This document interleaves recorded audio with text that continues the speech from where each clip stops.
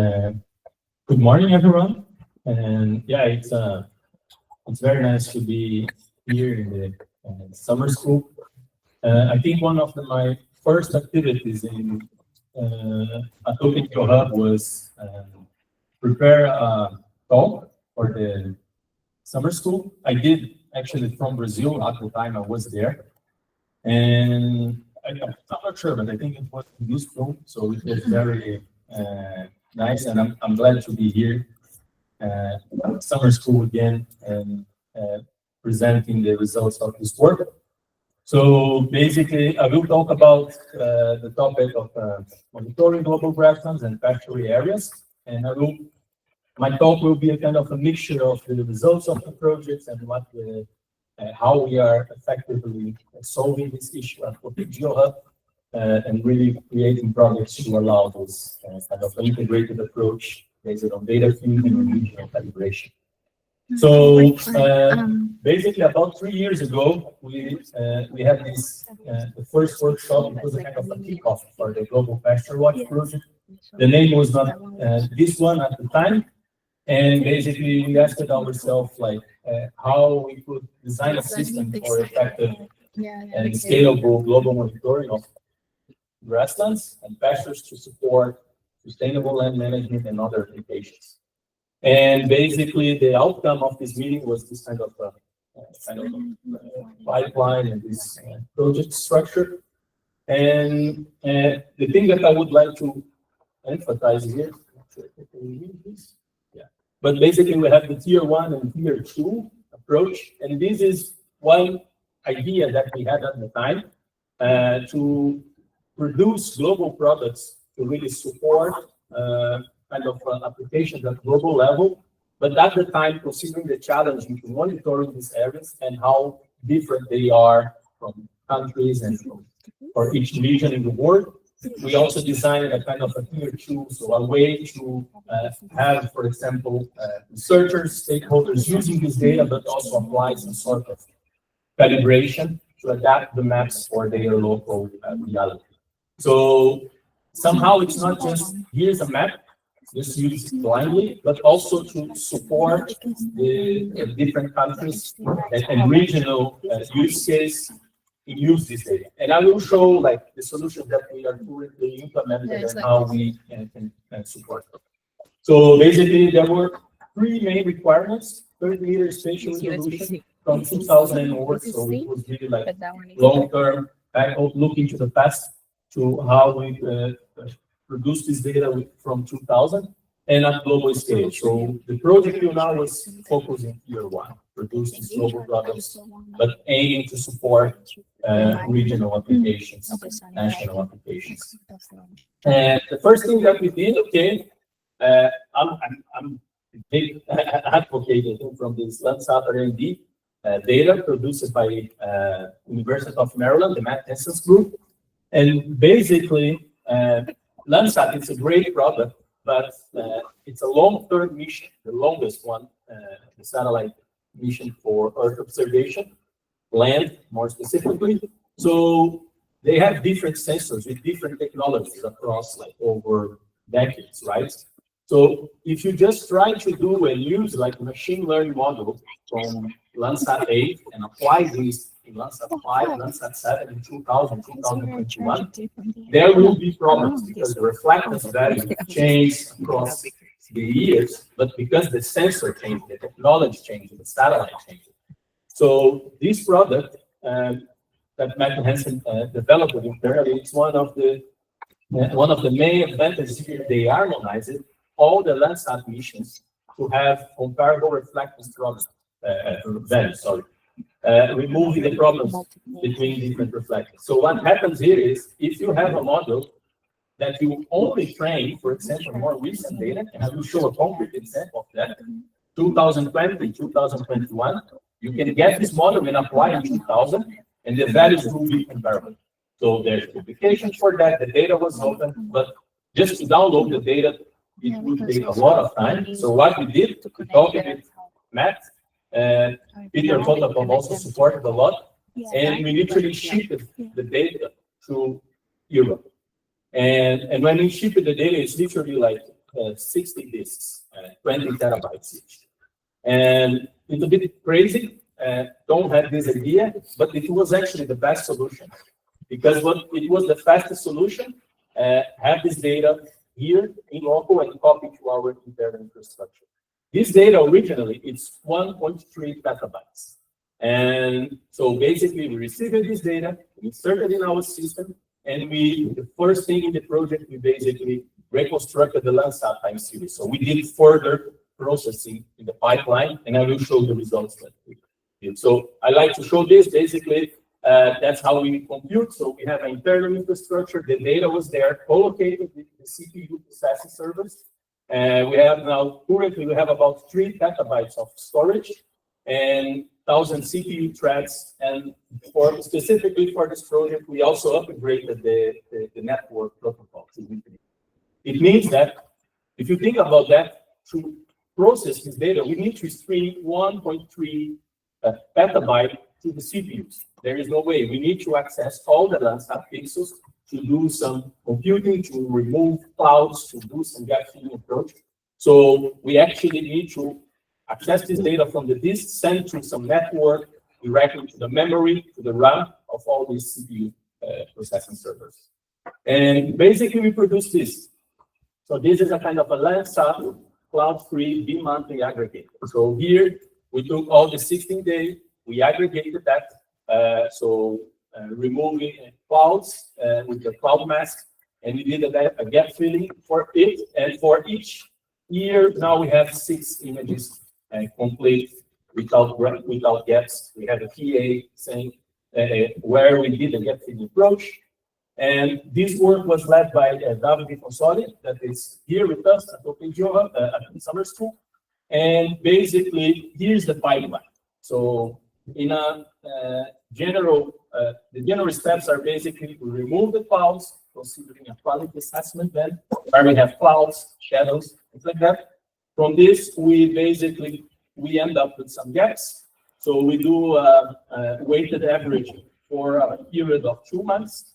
And with that, we do a time series reconstruction. So we prioritize, for example, images from the same bi-monthly period, but from different years to keep the seasonality. And we save this as a kind of a reconstructed data set.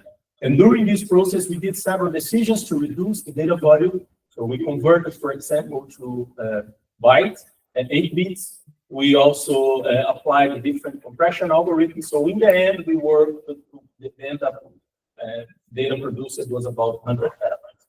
And now we are evaluating this pipeline and producing a kind of a new version. We are aiming for monthly data.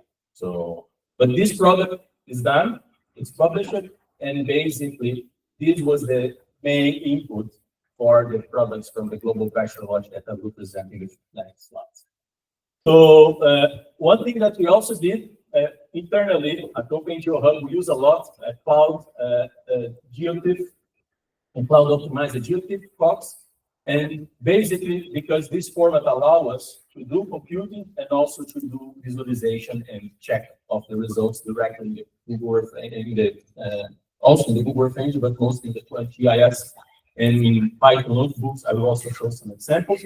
So what we do is internally we have this data organized in cloud optimized GeoTIFF, and we also expose this in stack.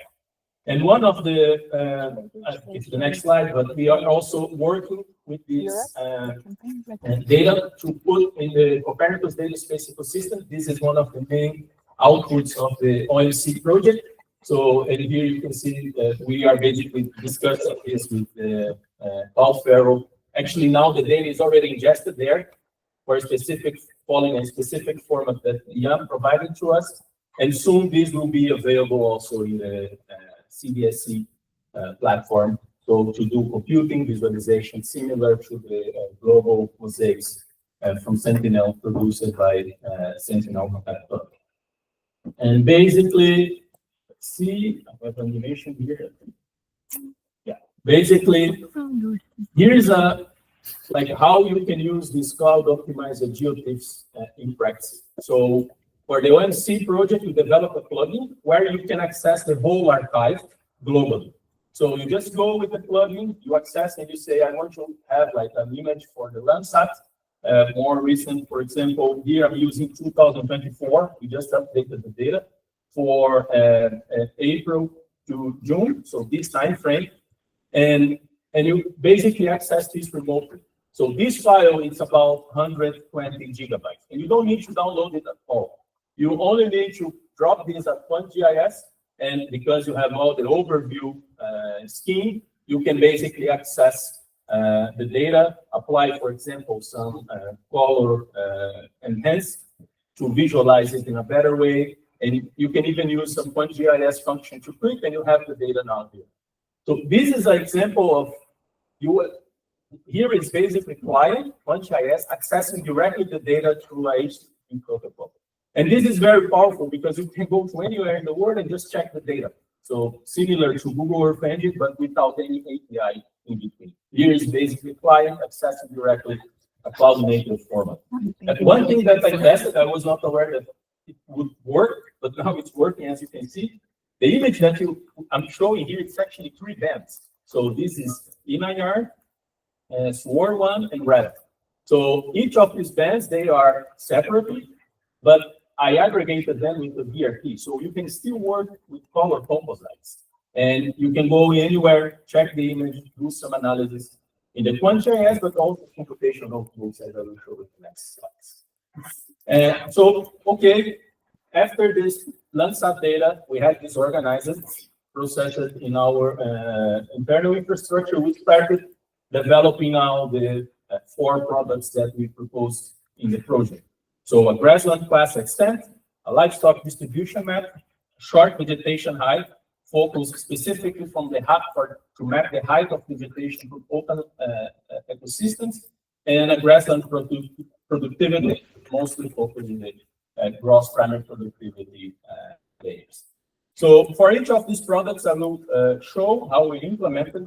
Of course, because of the time is limited, I will focus more in the grassland class, but I will put links for all the products, and also I'm happy to discuss with later or questions and explaining in details each of these 4 products. So basically, the first product that we launched, it was the grassland class and extend. So this is a published. This data is published. We have a scientific publication, and basically here. The main input, as I said, was the Landsat data, but we also integrated MODIS data, several other data sets, and we mapped 2 types of grassland. So cultivated grasslands and natural and semi-natural grasslands. So the methodology is kind of comprehensive. We did like several, for example, for the training data, we used our own training data. So we did visual interpretation for about 10,000 places in the world. But checking, for example, the polygon area, so it's not just about points, but we also did some careful visual interpretation to have like also the spatial patterns. And in the end, we basically used like a random forest model per pixel, a compiled version, and one model for each class. So in the end, we have 2 probability maps that we integrate further to have like a dominant class map.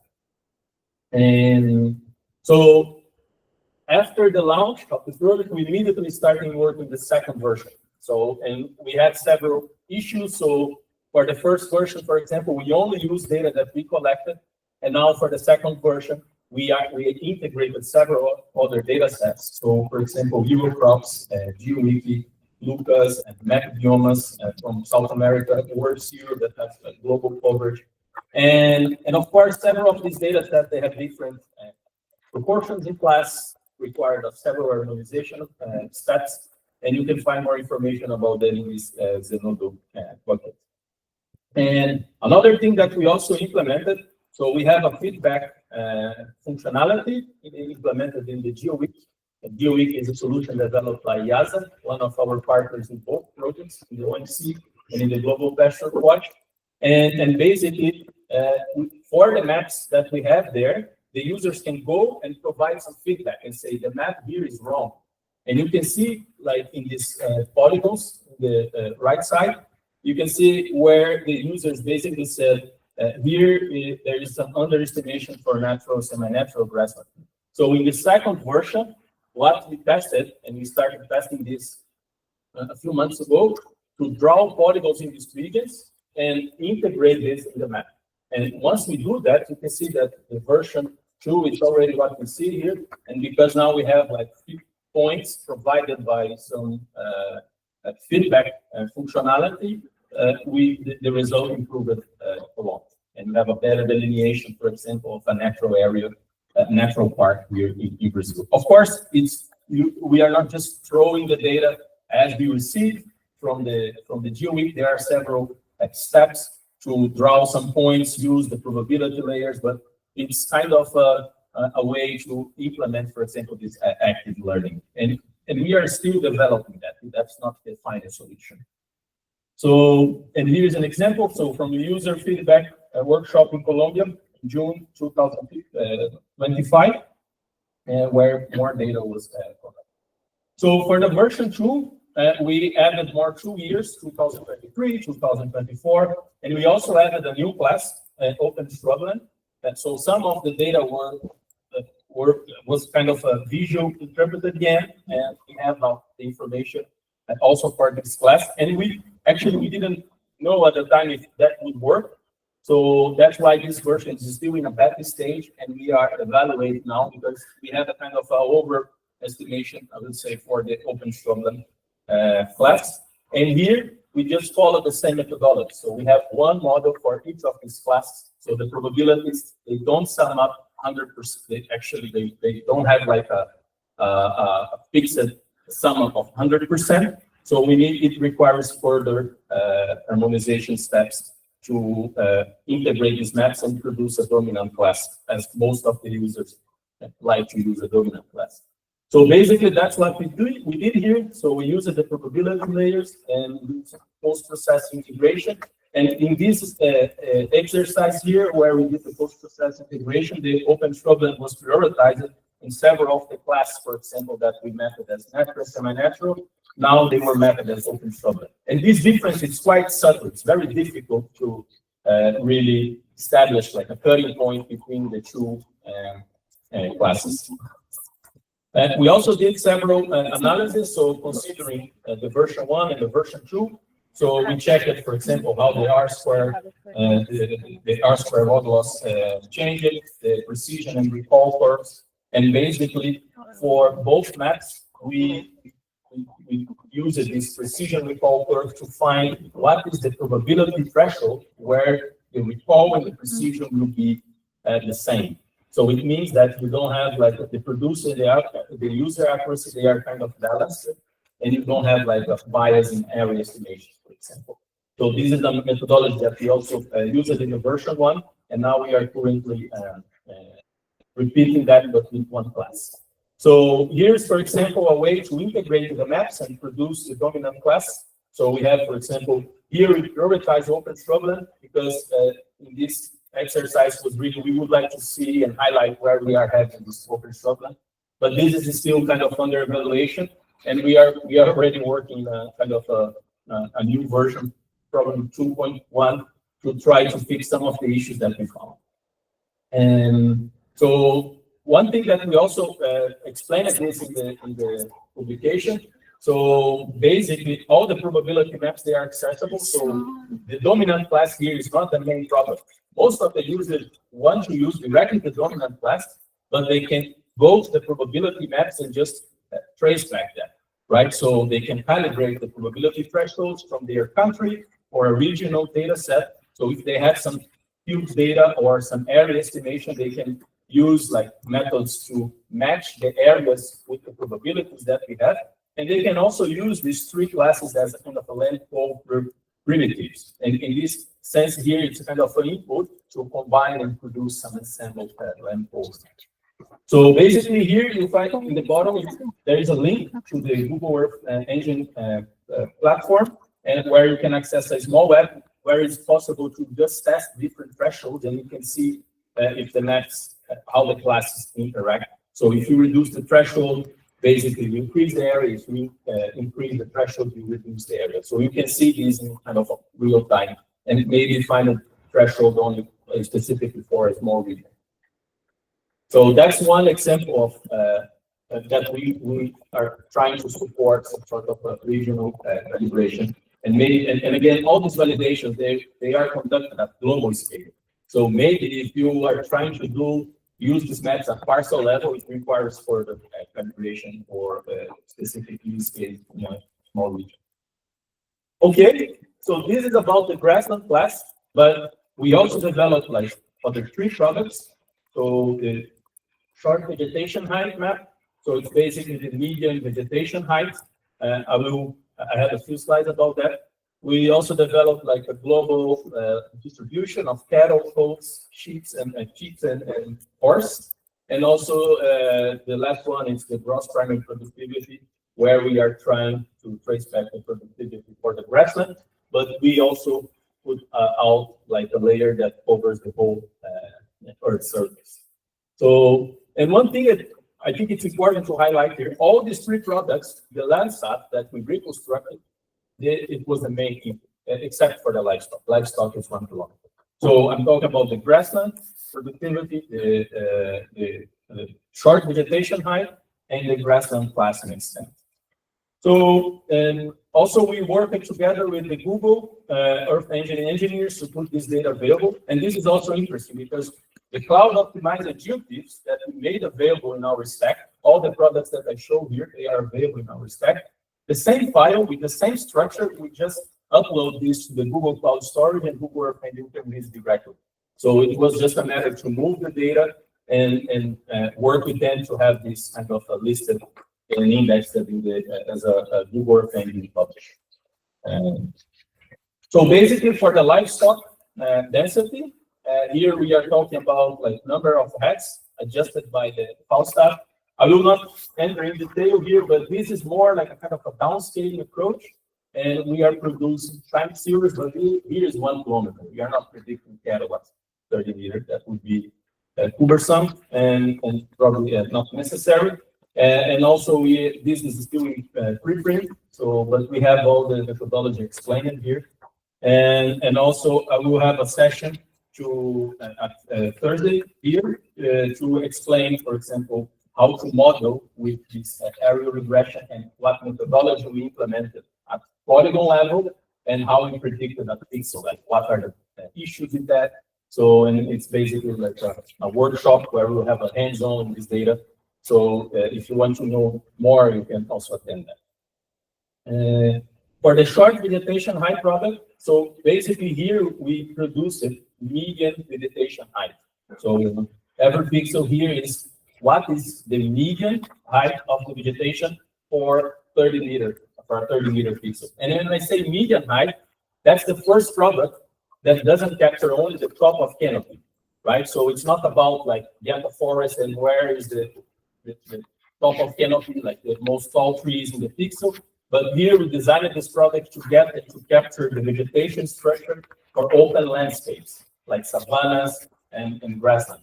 But during the prediction, we just decided let's predict also where we have forest and where we have tall vegetation.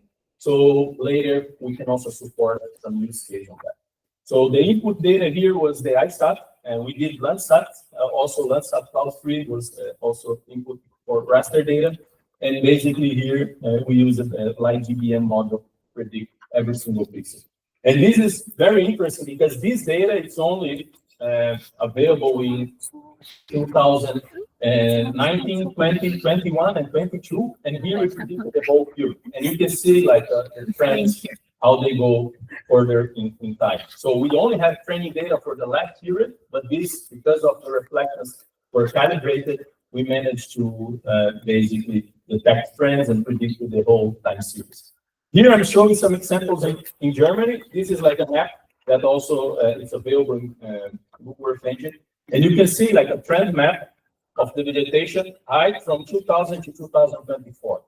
But this is like an on-the-fly computation that is run in Google Earth Engine. So if you change the baseline, now you have a trend map that will go and analyze where you have increase and decrease in vegetation from 2016 to 2024.